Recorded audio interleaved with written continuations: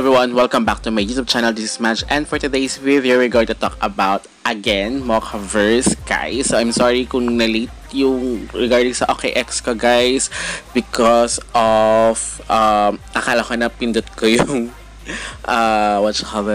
the public button, pero yun pala hindi pala. Sorry. So anyway, this one is hindi pa siya tapos, guys. So until February 12 ang partnership nito, guys, at kakaiba siya. It's parang nag-mix with K-pop, guys. So with Cube Entertainment, guys. So yun ang kanilang bagong partnership in this video, and may pag-giveaway sila. And one of my favorite girl group, G-Idol, I hope I will win, guys. And kasi limited lang yung giveaway nila, but of course you can earn realm points for the Mochaverse. So kaya kung paano kayo makakasali dito, guys, or makaka-join for this mission, huwag kayong mag-skip. Stay tuned at the end of this video para wala kayong ma-miss na important details. So before we jump into it, make sure you like this video, subscribe to my channel if you have not already, and ring that notification bell so you'll always be updated to my upcoming videos and off-the-clock episodes. But before tayo mag-ano dyan, so you need Mocha ID. Kung wala pa kayong Mocha ID, nasa description box yung link and the codes, guys. So limited lang yan, yung mga codes dyan, guys. So 1 code per user. So na ito, nagulat lang ako, hindi naman siya nag-appear sa aking bigla naghahanap lang kasi ako ng mission, and then bigla lang lumabas to. So bukod sa real points na makuha nyo, 20 lang yung mananalo for the G-Idol merchandise. So 20. So raffle yan, guys. So pag-giveaway nila. So here, para maka-join kayo sa mission, you need the link. So meron silang ito yung mga requirements. So of course, Mocha ID, so di ka na maka-enter kay Mochaverse kung wala kang Mocha ID.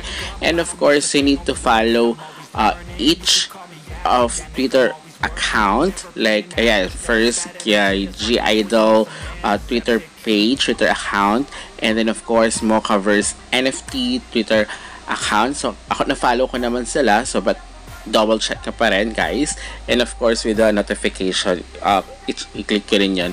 And of course this one, the Mocha coin, guys, ayan, or Mocha Foundation. So i-follow nyo rin sila, guys. Pero kung na-follow nyo na, okay na yan, guys. But double check nyo mamaya kasi hindi, diba?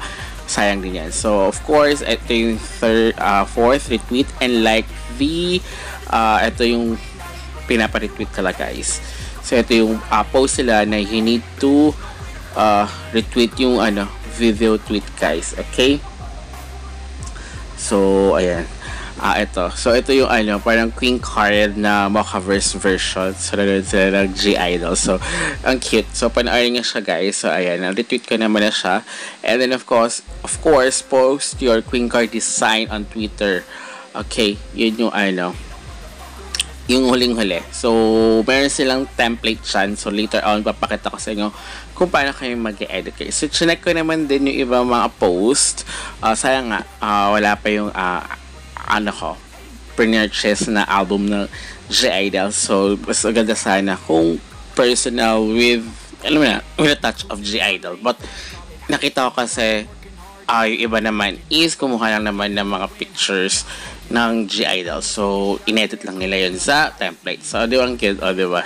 Mochaverse Queen Card version. So I really love the song of Queen Card, guys. So ayan, so nagawa na natin yan. So last step na, which is ayan, yung template neto, guys. Doon nyo i-edit yung picture, guys. Okay? So ito yung template niya. So dito sa Queen card, dyan nga ilalagay. So I'm using Canva, guys. So kumuha lang ako. Hindi kasi ako ganun kagaling mag-edit, guys. Unlike yung iba, guys, na super galing mag-edit nila. Ayan. Pero ito, madali lang siya. At least kasi white background niya siya. And then, yung iba naman kasi, yung edit naman nila is ayos lang naman din. Parang, halatang inedit. Pero iba kasi talaga yung siguro yung mga expert.